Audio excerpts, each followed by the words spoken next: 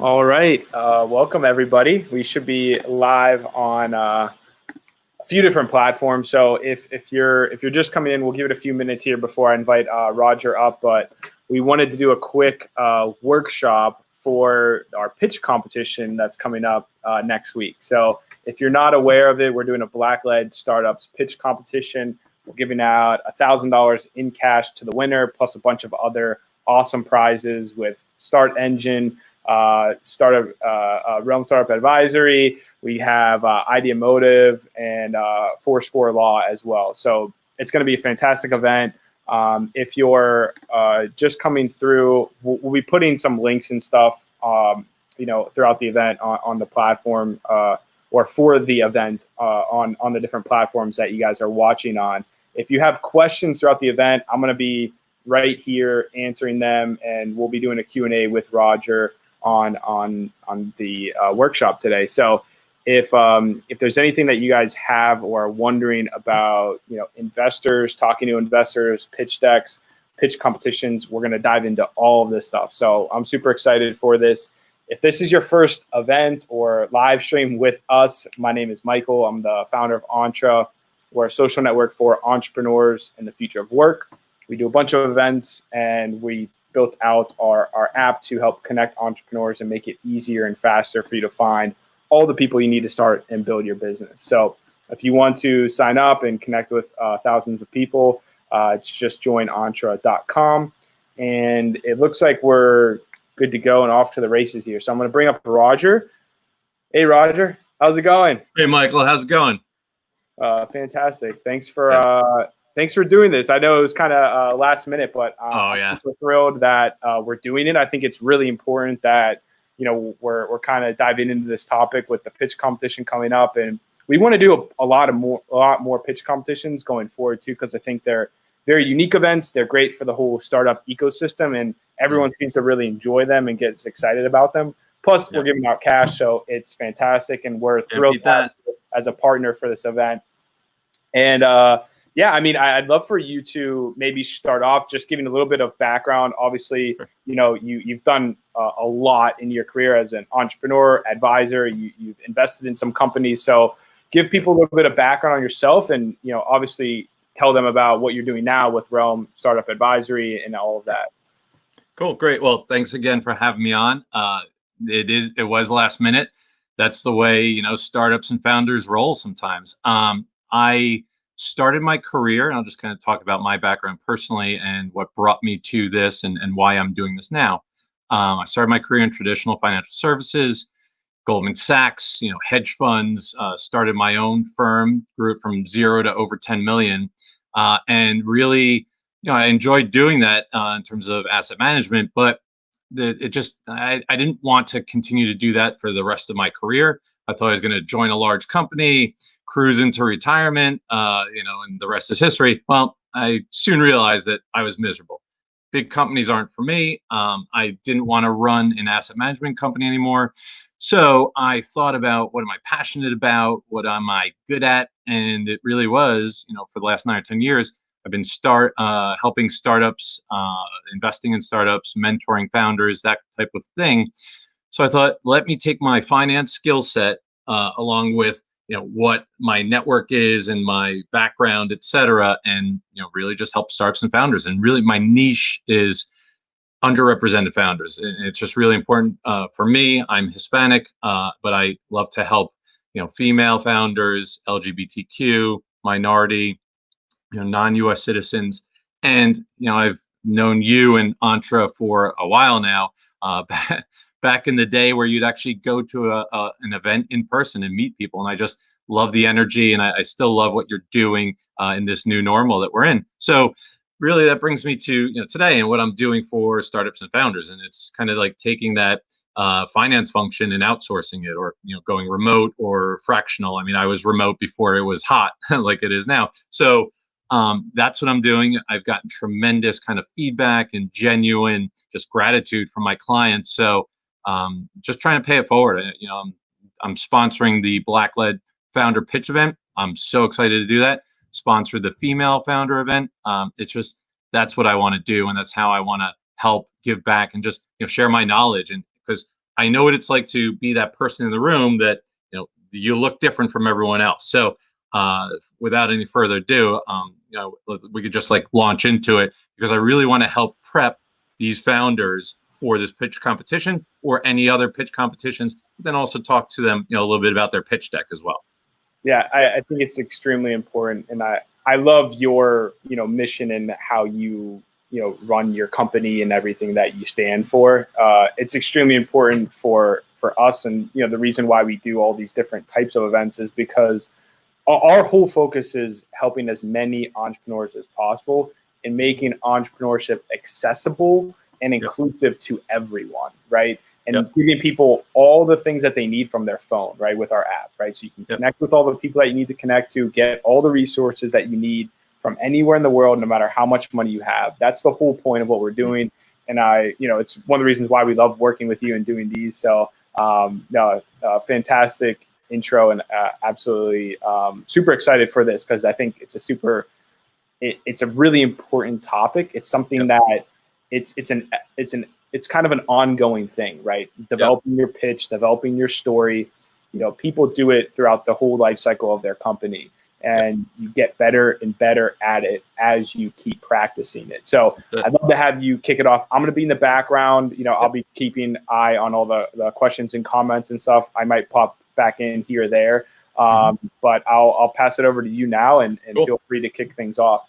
Yep. And you said it perfectly, Michael. That's what it's all about. You're always pitching, whether it's a potential client, whether it's a new customer, whether it's someone you meet at a party and you're telling them about your business. It should come natural. You should definitely practice it over and over and over 100 times or 1,000 times over and over again, just to get it tight, so that you could kind of say it, in 30 seconds. Or 30 minutes, and that's what we're going to go over right now with kind of talking about the pitch deck. But this works for a pitch competition. This works for an investor meeting. Everything. So you want to keep your pitch deck tight, and what I mean by that is it cannot be longer than, I would say, 10 to 13 slides ideally, but no longer than 15. You can have an appendix if there's stuff that you're just dying to get into this thing. Fine. But put that in the appendix and they could kind of look at that stuff later. You're not going to answer all the possible questions, okay? In this meeting, in the pitch event, whatever the case may be, you're just going to get investors or people excited about you personally, like you, me, Roger, you, Michael, but also, obviously, more importantly, the startup. So tell your story. It's so important to do that. Founders forget that. The other thing they forget to do is tell what your company does. I've had to pull it out of people 10 minutes into a conversation. You should kind of lead off with that. I mean, it should be in the first, again, 5 seconds or 10 seconds of, you talking to someone. Oh, what do you do? What is Realm, et cetera. So get in the habit of doing that, getting it out of the way, and then explaining it, clearly and concisely, so that maybe people that aren't tech savvy or whatever, maybe they're not finance savvy, they could get it. Explain it to them in real terms that they can understand. Next thing I would say is you just want to have on every slide, there has to be one main takeaway, okay? One thesis. I look at this slide and I see a lot of words and a lot of pictures, and yeah, that's great, but it's all fluff. There's no main takeaway. There's no thesis. Make sure there's a thesis to every slide. If there's not, take out that slide. Other common mistakes or don'ts, as I call it. Like I said, I alluded to before, too many slides, but slides with too much information. Like, I don't want paragraphs. I want bullet points. Otherwise, I'm going to be sitting there reading, on the screen, if we're doing this in person or on my computer screen. Actually, I probably won't. I know I won't be, but maybe people are just reading it and they're not paying attention to you. So I'm actually glad, we don't have a slide presentation right now, because you won't be focused on me. So Guy Kawasaki talks about his 10-20-30 rule, and what that is all about. It's talking about PowerPoint slides. It's have 10 slides, use 20 minutes to present the slides, and use 30-point font or greater. And what he's really talking about there is, like, not every word has to be 30-point font, but it's like, don't have paragraphs, and just make it big enough on the screen so that, like, let's say you're in a large auditorium, hopefully presenting to hundreds or thousands of people in the back can see it. That's really his point there. You don't want to have too many product details. You don't want to get bogged down in too many financial details. You don't want to have false or silly assumptions. I could tell you a lot of stories about some crazy Excels that I've seen in financial models where the founders were it was ludicrous. Their valuations or their targets in year 1, 2, 3, et cetera. They had valuations larger than LinkedIn before they went public, and Microsoft, and the big boys and girls out there of the tech world. So don't do that. Make sure that you have the data, and make sure you can back it up. Like, have that source. Where did you get that information from? You could either put it, really small, forget the 30-point font, but put it really small as a footer or a footnote on the slide. Like, oh, I got this from the Wall Street Journal. Oh, I got this from TechCrunch. Whatever the case may be, do that. Another thing is false confidence or arrogance. You're going to crush the competition. Everyone else, stinks. So, don't do that.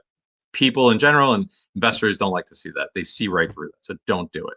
Now, in terms of the actual, how your pitch deck should look, and this goes for, pitch competitions in general, you definitely want to have a trimmed down version. So, Michael, I don't know, how many minutes are these founders going to get for the competition? Any ideas? All right. I don't know if Michael can hear me, but sorry. Okay. We had a question come in, but okay. It was on LinkedIn. But yeah, so the startups are getting 5 minutes to pitch, and then they're getting 5 minutes for judges Q&A as well. Now, we're going to be very concise with the 5 minutes for pitch. The Q&A will kind of be, obviously, we're not going to cut off a judge or them if they're answering it.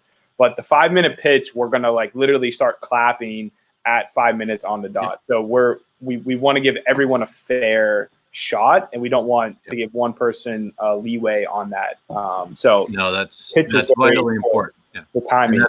And it's fair, right? I shouldn't have 20 minutes to go through my whole deck, or 30 minutes. Like, first of all, people aren't going to stick around that long when the rule is 5 minutes. So that's great. Everyone should know that. I hope that the founders that are presenting and pitching, once they get notified, they're asking you that question. That's a question you should ask. If I'm sitting down with an investor, I'm going to say, hey, Mr. or Mrs. Investor, we're scheduled for 30 minutes. Is that still good?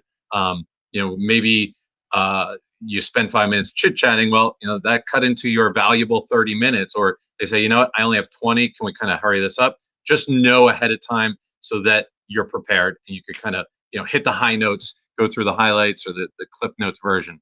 Another important thing, actually, we're doing this, live right now on our screens. Make sure your technology works.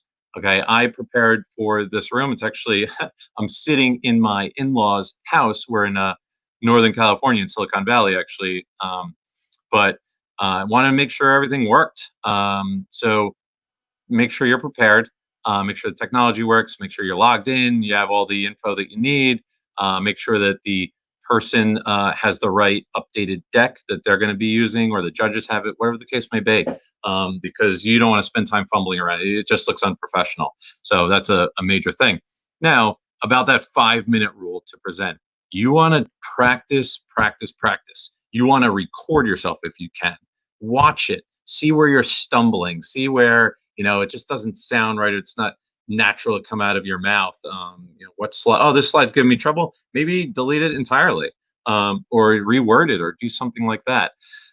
Those are kind of tips that I would give. I had a founder come to me, and she said, and of course this is the way it always works, on maybe a Sunday or a Monday, come to me, hey Roger, we're in this pitch competition. I'm like, oh great, when is it?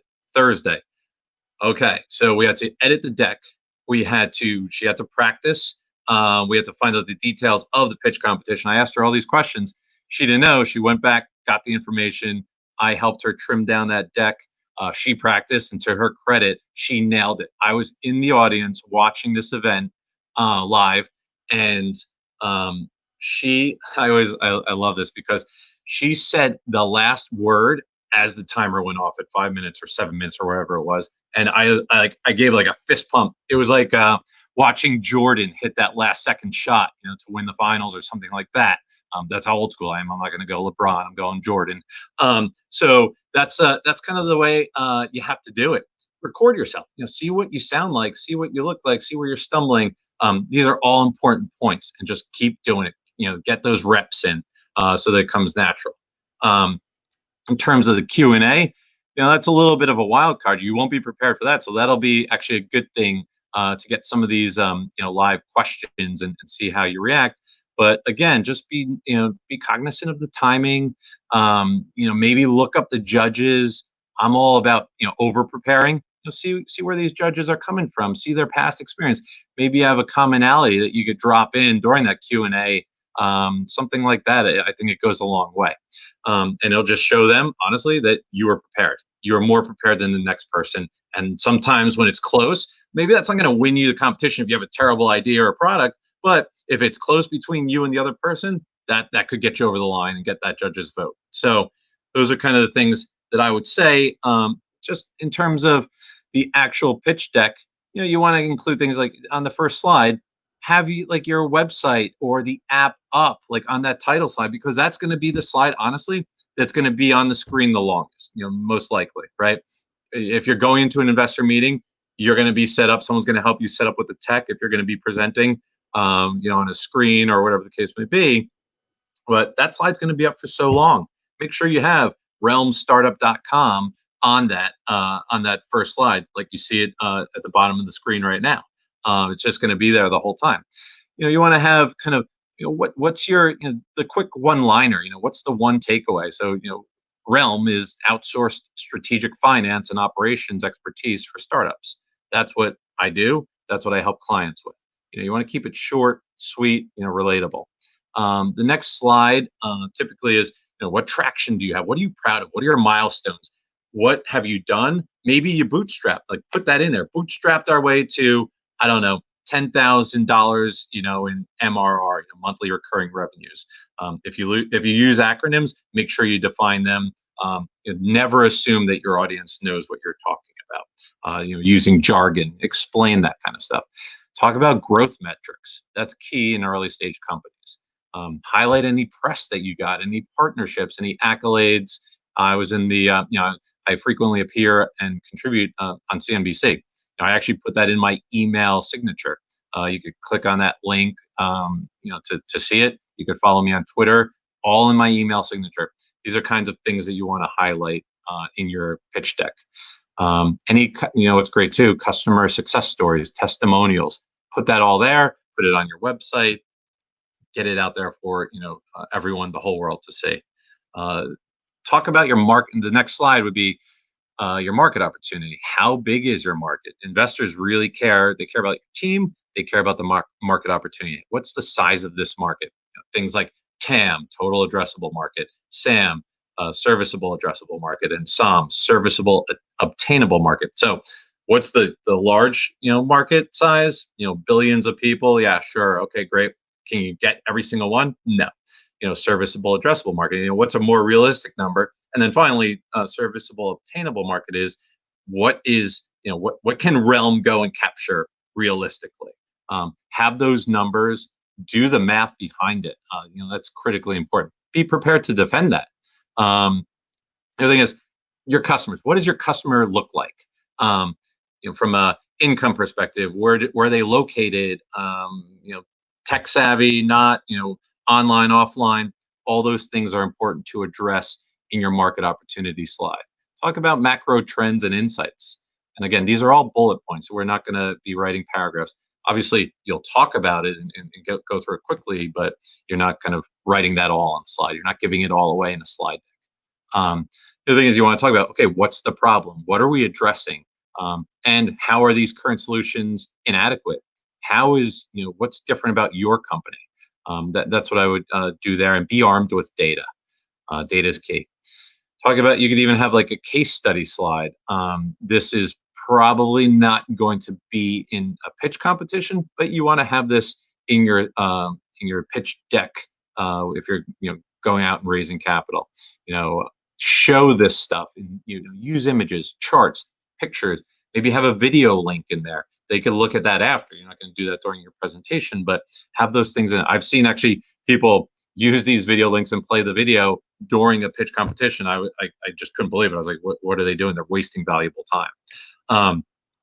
The next slide would be a revenue model. Talk about, again, who's your primary customer, how are you going to make money on them? That's key. I mean, some people leave that out of their deck, which I think is ludicrous too, right? I'm an investor. I want to know, hey, how am I going to get my money back eventually? What's the pricing? What's the model? Is it a subscription-based service? Is it a flat fee? Is it a one-time fee? Is it recurring? Those types of things you should have thought about and clearly describe again during that presentation. Talk about conversion rates. I mentioned monthly recurring revenue, those types of things. What's your growth rate going to look like? The lifetime value of a customer. That's so important. You should have this data. If you have a couple months or years under your belt, great. If you're just beginning, pre-product, pre-revenue, whatever the case may be, well, kind of model that out and make sure that these numbers are believable and they're not kind of, as I like to say, Looney Tunes valuations. Hey Roger. Yeah. This is awesome so far, and we're getting some love here on YouTube. Cool. A question that came in too about the slides and like what you're going through. So I wanted to point out too. I don't think we mentioned it yet, but Roger does have a layout of like all the stuff that he's going through right now in a PowerPoint that you guys can get if you just go. It's on your site, or when they fill out the form on your site, then you'll email them and get the thing. So his website's it's realmstartup.com. If you guys go there should be a form there to fill out, and you'll get he'll send you the PowerPoint, and you guys can check it out there. I don't know if there's anything else that you want to add to that, but I just want it's quick and easy. Just go to realmstartup.com. And it's literally send your email and you will get it sent back to you. Maybe just mention the Entre event, mention how handsome I looked or Michael looked, and you'll get I'll send that to you. I have no problem sharing that. So yeah, this is all in a PowerPoint, and you can kind of use this as a template. I call it, and actually you'll get a full, what I call startup template, that'll give you a lot of these tips about the pitch deck, but then also fundraising, how you should be looking at it, how long you should kind of budget time-wise for fundraising, because it's going to take you, it's a 6-month process. These days it's actually a longer process. I would probably bump it up to like 8 or 9 months. You definitely want to raise enough capital to sustain you and your business for 18 months. I used to say 12 to 18 months. I want to keep it, strictly at 18 months now. So, raise more, not less. Raise when you can, not when you have to. I've seen that happen a bunch of times with founders. So, getting back into, kind of what you should include in this presentation, definitely have your team, have a team slide. It's so important. I'm an investor. I'm an angel investor. I care about two things. I care mainly about the team and the founder, and then I care about kind of the product and the market, and how big this could be. But I think team outweighs that. Actually, I'm proud to say, we've done my wife and I, we've done several investments in startups and founders, and really every single one of them is an underrepresented founder. We didn't set out to do that. It just kind of happened. That's kind of just us or me as well, walking the walk. I mean, we just want to invest in great people and the underdogs, I guess you could say, because I know what that's like. So in terms of your team slide, you obviously want to have, yourself, your co-founders, but just really the integral members of the team. You don't want to put your 8 advisors, your roommate from college is doing your financial model. Like, don't do that. If you can have just professional looking pictures, there's a ton of startup events. Again, I know that we're not doing these things in person anymore, but every once in a while you'll see one where, they have someone taking headshots. Just do it. I mean, and show up to these events like looking presentable. I did it. I was, and I got a headshot taken as well. I mean, I also paid someone to do it, but have have something looking professional. You don't want to kind of have something where it looks like, you came in from a club or something like that, or, it's you in the back of an Uber or something like that. So, and then, try and have everyone kind of reasonably matching in terms of the background or whatever, but that's not vitally important, especially early stage. You want to, highlight your major accomplishments in terms of, okay, here's my startup chops, or here's my industry experience, and that's why it's relatable to this business right now. I don't care if you were, national merit scholar in high school. You don't have to put that kind of stuff, but put stuff like, that's important or relevant to the company that you're starting. And then also your vital team members. Yeah, I want to bring something up real quick, because I think it's really, really important, especially for me as I'm evaluating the startups for the pitch competition. Yep. And I'm seeing all of these crazy ideas and companies and whatnot. Yep. Team is extremely important, right? And for us, like, we want to make sure that if we're selecting a company to pitch, we know that they're going to do a good pitch, and we know that based on how their website looks, how they present themselves on their LinkedIn profile, kind of how they wrote their filled out the form. We can tell which people are legit and professional based on their website and their LinkedIn and a few other things, right? So I think it's extremely important, even if you're like looking the parts, right? You can, when you go on someone's website, you can tell if they're legit or not just by their website. It's kind of crazy, but there's a huge divide that has happened in the last 10 years with websites. And if you have an old, generic, crappy website, right, people are they're gonna judge you, not necessarily on purpose, but they're going to judge you because of that. Yep. So it's really important that you have a professional, and it's so easy to do now. You can get a template. You can go onto a million different sites and get a really nice looking, clean, modern landing page website, literally for free or super cheap. And totally I encourage everyone to do that, because it means a lot, not just for us as we're evaluating, but I know investors are looking at it too. Yep. It's one of the first things that you look at. Exactly. You have to invest quick, because I think it's really important. No, I totally agree. I'm glad you did. You have to invest in yourself, in your business, and part of that is spending some money on the website, the headshots, those types of things, and investing time, right? Like making sure that description is tight. There's no errors. Everyone out there, if your pitch deck has spelling errors or grammatical errors, you're an instant no, because you're not paying attention to the details. I'm a detail-oriented person. All about professionalism. If there's one, maybe I'll let you slide if I'm having a good day or I'm in a good mood. But if there's two or more, then forget it. I'm a stickler for that kind of stuff.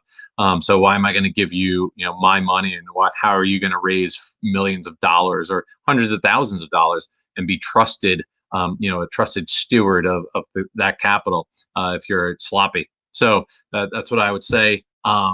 It's one of my pet peeves, seeing errors in pitch decks, etc. So make sure that's tight. And make sure you look presentable on the website, on on your LinkedIn profile, anything like that, Twitter, everything. Another slide that's really important is your financial slide. You want to have 3 years of projections.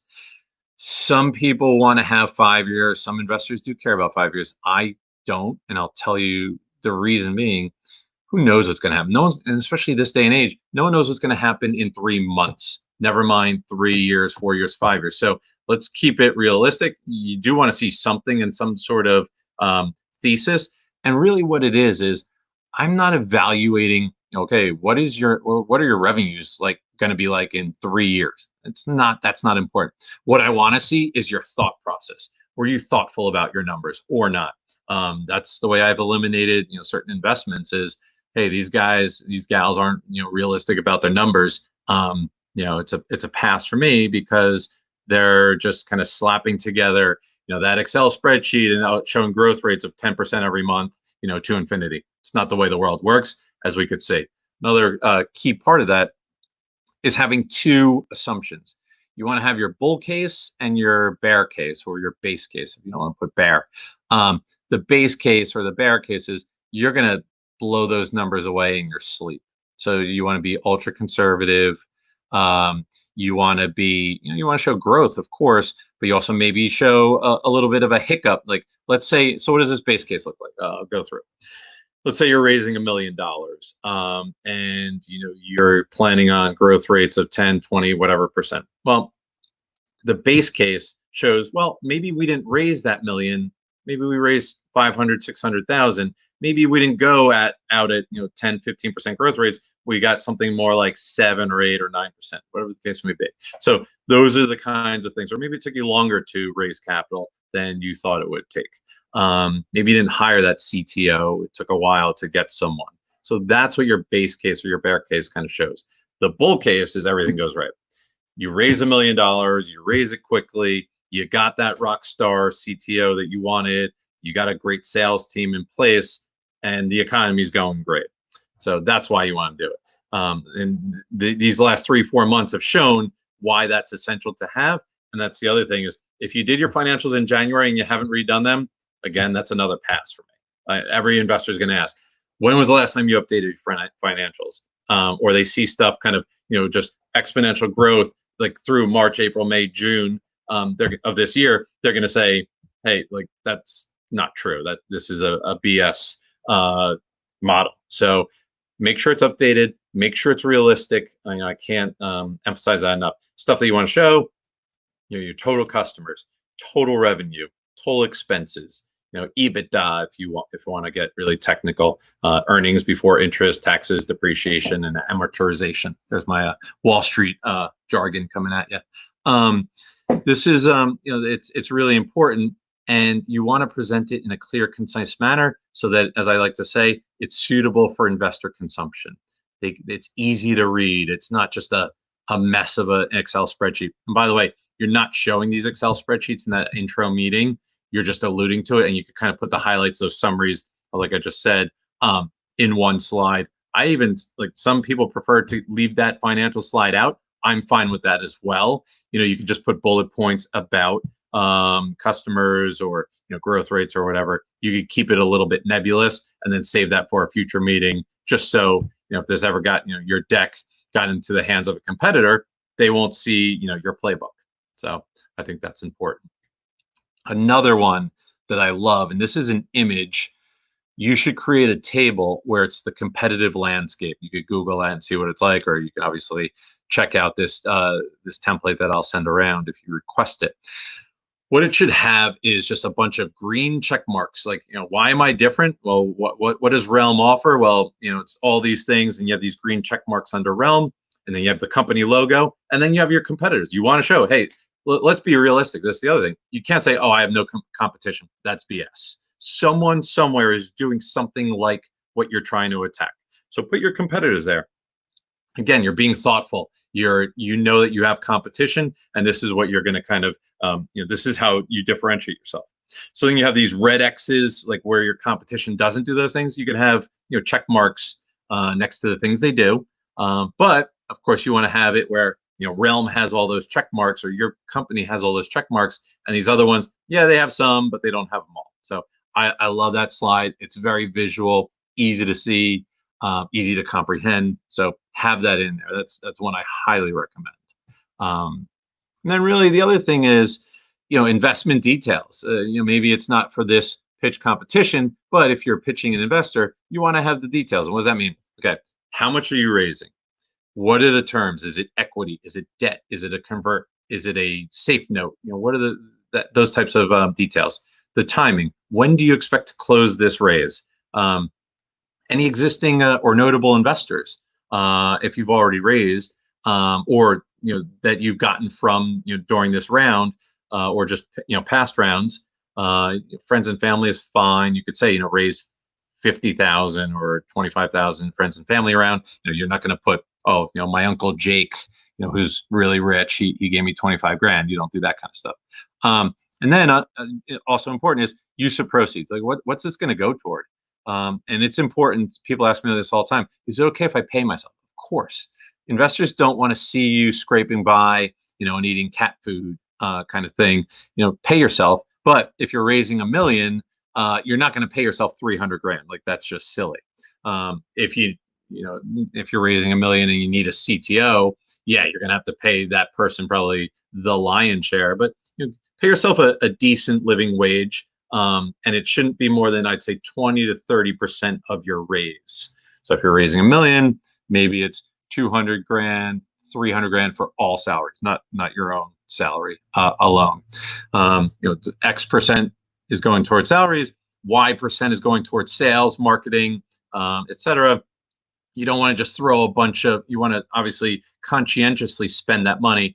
You don't want to just throw a bunch of money at Facebook ads and Instagram ads. That's not a smart, thoughtful way of spending, that capital that I mentioned. Z percent is going to go toward new hires. You're going to kind of, keep that, reserved for new hires going forward. Maybe there's X percent in for technology or product or service development, whatever the case may be. And then another allocation toward capital expenses, equipment, stuff that you're going to need is another example of use of funds. That's pretty much it. Then there's like optional stuff. We could talk about like what would you throw in that appendix. That's maybe a link or a video that describes your product, maybe customers talking about your product. Maybe you want to throw the exit strategy in there. Some people like it, some people don't. That's why I say that's optional. Throw that in the appendix if you really want to. Any partnership agreements that you have, any details on that. Maybe you show a demo or mock-ups of your product in there. Existing sales, clients throwing their logos up on a slide is great. And then maybe your special sauce. You want to throw that in there too. So that's it. That's all I have. I'd love to answer any questions that people have. I was literally just typing Q&A starting soon. So Nailed it. I mean, yeah, no, I think that was spot on. I think I've also had a lot of investors and other people that we've talked to recommend you kind of also have maybe a one-pager or a two quick kind of thing. Just like, hey, here's the first thing, right, that I'm going to send you, right? It has all the major details like problem, solution, our traction, maybe a few, the team, stuff like that. Just like the very key metrics. Because most of the time, in the biggest thing that I've noticed is proof of concept trumps everything. If you can prove that people want this or they're buying this or they're using it or whatever, like that's what people want to see. They want to see you've done, like, it's working, and there's a long way for this to grow if we continue doing what we're doing now and whatnot. So do you recommend, as we get in, I'll kind of kick things off, but as you get into, the first conversations with investors and stuff, do you recommend people send out just like kind of one pager with the highlights? And then if the investor's interested, then, hey, let's talk and I'll send you my full deck. I love it. So you actually beat me to the punch. I was going to mention, you don't want to send out your full deck to someone you never met or communicated with ever before. If you get, and I get it all the time, I can't believe it. Founders just sending me their deck. No, what you should do is keep that under wraps, like I alluded to before. You don't want this falling into a competitor's hands or just blasting it out to everyone. What you want to do is, perhaps send out a one-pager that's really concise, tight. I even recommend certain services now. I could send a link to that too as well, where it's a service where it's a link. It's not a PDF or anything, because some people don't love getting PDFs, or sometimes it hits your spam folder if there's an attachment. Just send out a link, and it goes to this website, and it has your one pager. Why is that important? Because you send out a PDF to someone, maybe you made some changes and it doesn't take and it gets stale, or you send the wrong one. This website will just, as you update that one pager on this website, it's going to update the link so that everyone that has that link will have the most recent up-to-date one pager and your numbers, et cetera. So you don't have to worry about, that's a stale PDF, a stale one pager. Let me send you the new one. Like, it just, again, just professionalism, like act like you've been there before. So I highly recommend that. And it's not giving out all the gory details. It's just a quick synopsis. Someone could read it on their phone. I talk about this all the time. Investors look at pitches and pitch decks, et cetera, on their phone. So that having that link, they could easily click on it, read it while they're, I don't know, at the beach or walking around, whatever people are doing nowadays. I have kids, so I don't get that much free time. So I'm going to look at it when I can. So I like that strategy. I like that concept. I think it's important. Gotcha. And what's the name of it? Because I know a lot of people have been using like those kind of PDFs. I think Doc is the popular one right now, and then I think there's another one too that I like Extensio for the one pager. Yeah, and you could throw it in the chat, or I'll have that as well with the link. And when you're sending out the actual deck, I would send a link. Doc send, right? That's what it is. Yeah. That's what I would use as well, because you could track it and you get data from that. Actually, you get to see how much time was spent on looking through your deck. See what slide they've spent the most time on. Really cool stuff. So I love it. And then oh, sorry, hang on. We got a bunch of questions coming in. Is there a sample one pager that you have? That you could, or that good template. So I don't know if you have. It might be. I don't know if you want to share a company. Yeah, so that's the thing. I probably wouldn't share like an actual client's one. There may be a template, or actually Extensio has templates. So that's where I would go and look at that. Gotcha. Maybe I could dig one up or find one or get some, take out a lot of proprietary information and send one over. But yeah, I could look into that. Okay. And we have another question here too from Nathan. For pre-revenue startups, obviously there's a lot of companies right now raising money on pre-revenue and stuff. Yeah. What do you, I mean? How do you think he's obviously asking pitch deck or a business plan. What do you think is the best case for pre-revenue companies trying to raise capital right now? I think that writing up a business plan is a great exercise. I wouldn't share it with someone unless they specifically asked for it. But I also understand that. But no, I think it's a great exercise to do that. But I don't think it's a prerequisite. I've seen business plans and I've made investments, but I've not made it based on that or requested one. So I think a pitch deck is fine as long as you have all that vital information, stuff I kind of went through, and then you just obviously get your foot in the door. And the reason why is those business plans are going to be really kind of long and wordy, and if I don't know you, I'm definitely not going to read it. But then if I see a one page or a pitch deck and I'm interested, I'll say, hey, do you have a business plan? But no, I don't think it's vital. And I think a lot of VCs and angels would agree. Gotcha. We have a question here too from Steven. It looks like he's struggling with one of his kids at home. So for everyone who maybe can only jump on for a few moments, yes, I mean, this is going to be recorded. This is going to be up on our YouTube forever.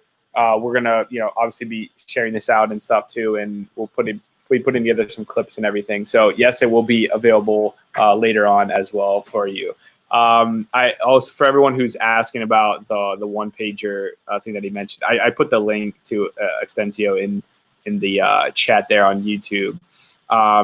We have another question from Daryl.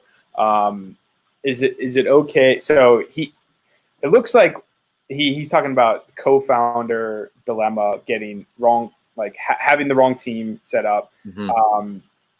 Now, if you're setting this up and someone's saying, hey, we're planning to put this amount of money towards the team. I know previously you mentioned 20 to 30%. Yeah. If a startup's approaching you and they're maybe saying, hey, we only want to use like 10%, or we want to use 50, is that a red flag for you?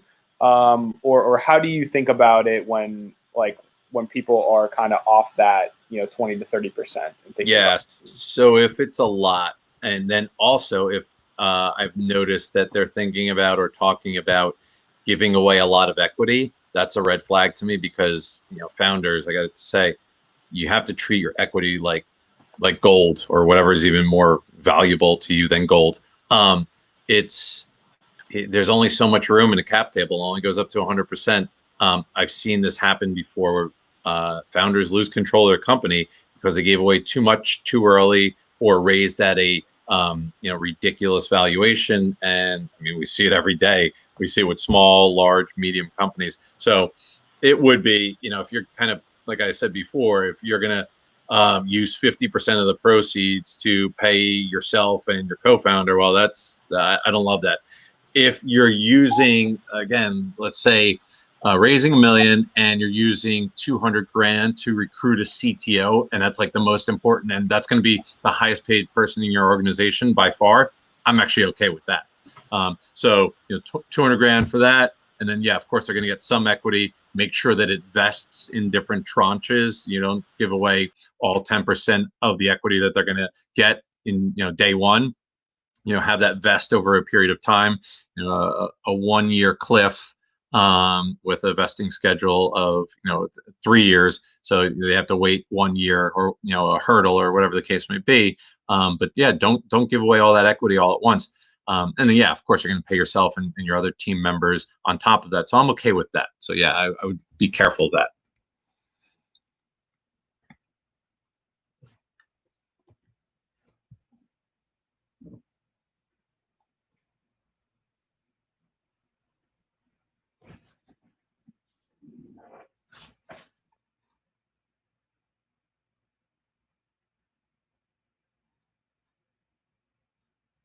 I don't know if Mike's still there. Michael, you there? Sorry, No, I was talking, but I was off the screen. Sorry about that. So we kind of hinted at the highlights from your pitch deck is what you put on the one pager, but what are the maybe 3 to 5 key things that you for sure need to include on this one pager, or what do you recommend the startups put on this one page that they need to have, like the few key things that they should? The major things are obviously, okay, what does this company do? I mean, you better include that. Your team, and again, that picture, short description of their chops, why they qualified for this position. You want to have any numbers that you can put in there. So that's where it's the market size. If you're pre-revenue, you're going to put your potential market. Like I said, again, be really thoughtful. Your TAM, your SAM, and your SOM, as I went over before. Have that in there. That's vital. Any milestones, anything that you have hit to date should go in there. So those are the vital things. And again, if you have a little bit of traction in historicals, yeah, put your historical numbers in there. Put your growth rates and numbers in there. I think that's important. Those are the main ones. Gotcha. Yeah. We have another question here. You hinted at this as well with sharing the deck with competition. Would you recommend people sharing? Say you get approached by a VC, they invested in maybe someone who's probably going to be your competition now or in the future. Do you send your deck to them? Right? I'd be really careful. That's a tricky situation. What do you recommend in that respect? If you've never met these people before and they start asking so many questions, like, what's your lifetime value? What are your numbers? Like those types of things. What are your growth rates? What are your revenues? Like all these questions, and you haven't met them. Big red flag. I would run away. I've seen it, and it's because I've seen it happen to at least one, maybe 2 clients of mine. So that's a big red flag. Yeah, do your due diligence. It's not only. I love to tell founders this: when you're presenting or talking to people, you're giving an investor an opportunity. You're actually doing them a favor. Think about it like that. I'm doing you a favor to let you invest in my company. So, you should do the due diligence on these people, because you're hopefully going to be successful and be a rocket ship or whatever the case. And whatever that success means, like it doesn't mean $1 billion, unicorn, whatever, going public. It could be just a really profitable business. So do your due diligence. You're interviewing them as much as they're interviewing you, basically. It's like a marriage. This could be a 10-year or more relationship. So just have that in mind. That's important. So I would be careful.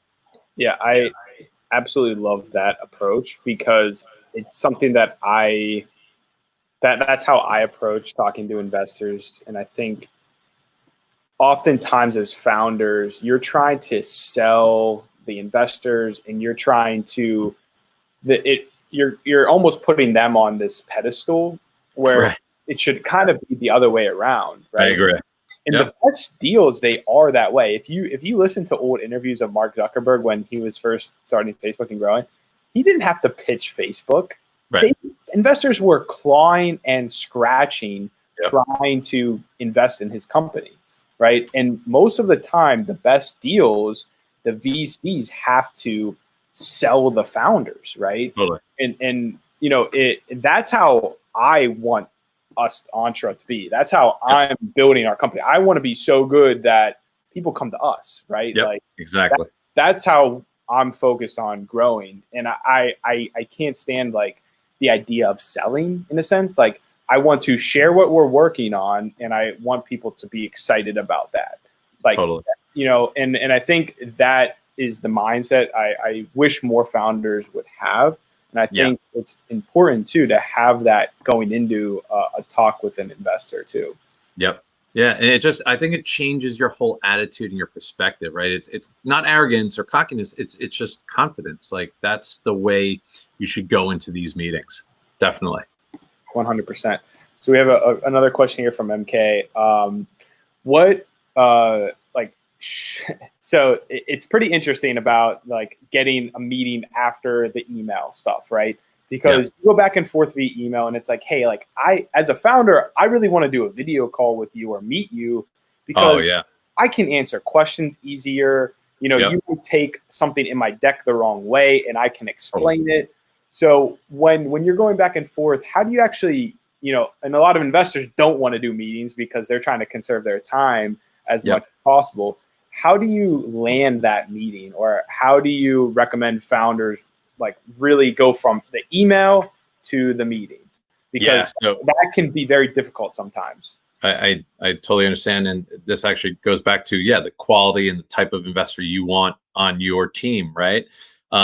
If they're too busy or whatever, well, guess what? They're probably not going to be a good partner in the future. When things are going tough, they're going to be too busy to talk to you or pick up the phone or reach out to someone that you'd love an intro to that they may know. So just ask, hopefully and that's the thing, if your email or your one pager doesn't get them excited enough, well, then it's probably not a fit. There's a huge debate, warm intros versus cold intros. I'm all about the cold, email or reach out, and I've had a lot of success doing it. I recommend everyone do it. I don't care. Just, it's a tough hurdle to get over. Some people are really nervous about it. I've been literally doing it all my life, so I don't care. But once you get over it, it'll be easy to do. So the point there is your one page or your idea has to be compelling enough that they're going to want to meet you.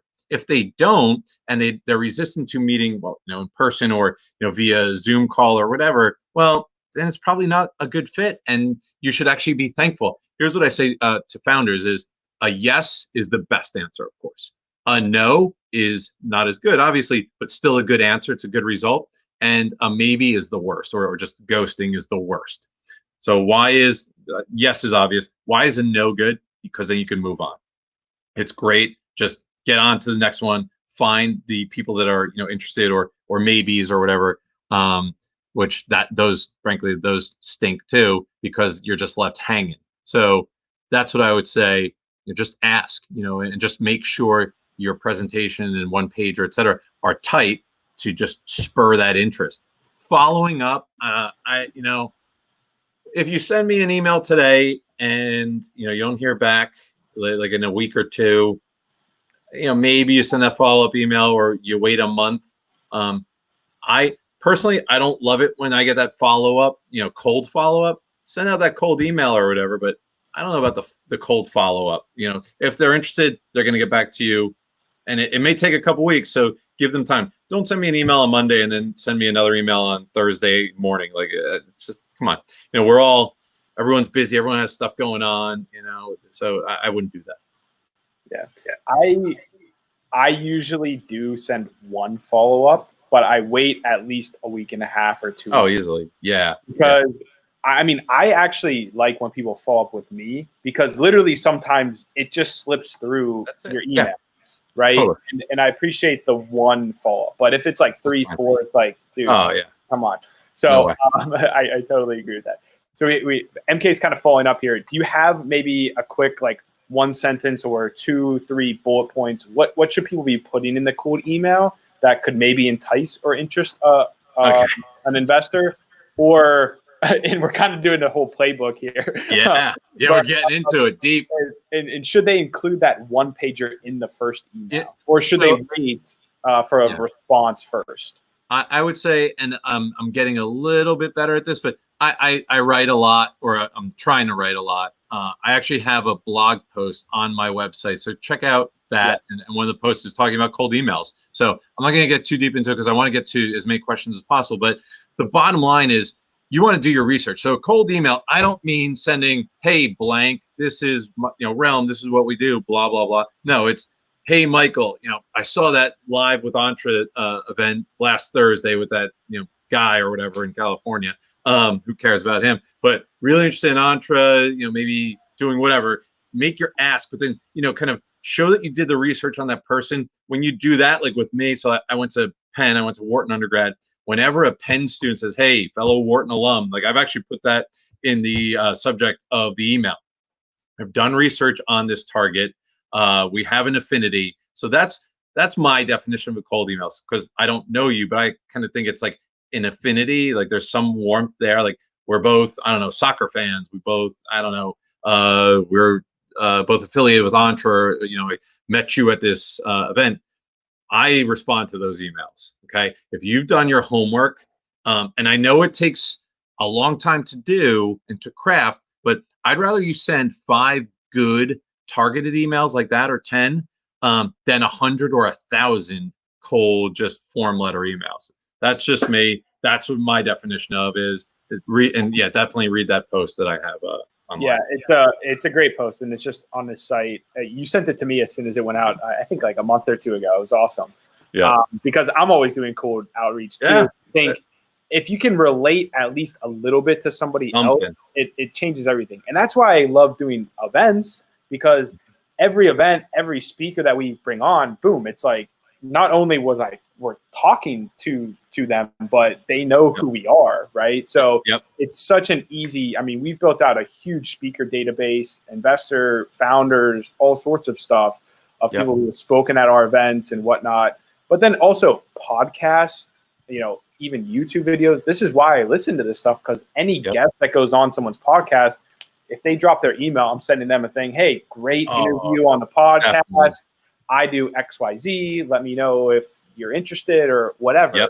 Right? It's a huge way to not be a straight cold just bland email. And by the way, it's also not just a cold email. It's reaching out to them, following them on Twitter, following them on LinkedIn. You don't even have to ask to connect anymore. You can just follow them on LinkedIn.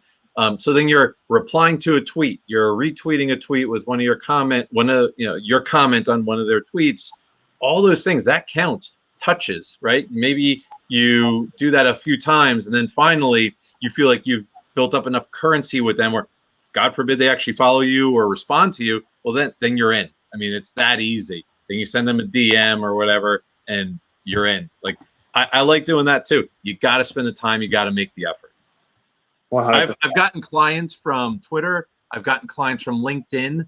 And it's actually been inbound a lot of times, but it's also been once or twice outbound. Like I did that. I followed someone, a VC on Twitter, and he eventually said, maybe I was either flattering him so much that he liked me, or annoying him enough that he was like, fine, I'll take a call, and had a call with him, and I got some business out of it. So highly recommend. Yeah, for sure. I just found out, like, I wasn't a huge fan of Twitter. And then I love it. Last year, it totally opened my eyes up, because investors are on Twitter way more than any other platform. Totally. So I've connected with more investors on Twitter than any other all the other platforms combined, including LinkedIn. Totally agree. Yep. Twitter is amazing. VCs are tweeting all day. You can respond back to them. A lot of times I've had conversations with people on Twitter back and forth. I think we have. Yeah, I mean, we've been on the same threads. It's pretty wild how much they're active on Twitter. So it's an underrated thing for startups and tech founders. If you're raising money, you should be on Twitter and you should be networking. To that note, I know we're at time here at 4. I want to be respectful of your time and everything. If you want to wrap up here, what are any final thoughts, any final pieces of advice for founders going into a pitch competition, trying to raise money? What are your final pieces of advice? And then where can people find you, learn more about you? I'm going to drop your Twitter and your LinkedIn in the that would here too. So final thoughts really is just tell your story, right? Grab them on an emotional level. Be passionate. I do think that I'm pretty passionate, and I hope it comes across about this. Startups, founders, other things in life. Craft beer, soccer. So make sure that comes across. Make sure your passion comes across, because what I care about, what I want to see in founders is grit. I want to see you get knocked down 8 times, but I want to see you get up that 9th time. So that's important. Make sure that they realize that. Bring that in. Yeah, make that personal story part of your pitch, because a lot of times, I mean, that's what it's all about. That's probably why you started that business. Tell the story of why you started Entra. Tell the story about why I started Realm. Like that's important. So I'm going to leave it at that. And then follow me on LinkedIn, Twitter. Hit me up. Get on the website, reach out, and I will send that that template out to you. And I look forward to having these conversations. If you're looking for that finance help, I would love to help. I'm happy to review. Excuse me, my voice is going out after the hour. I'll send you that pitch deck template. You get it tight, get it like looking as close to that as possible. Send that pitch deck to me. I will take a look at it. I'll give you some tips, free of charge. I have no problem doing that. So that's what I'd like to leave with. Hit me up, realmstartup.com, and would love to start talking.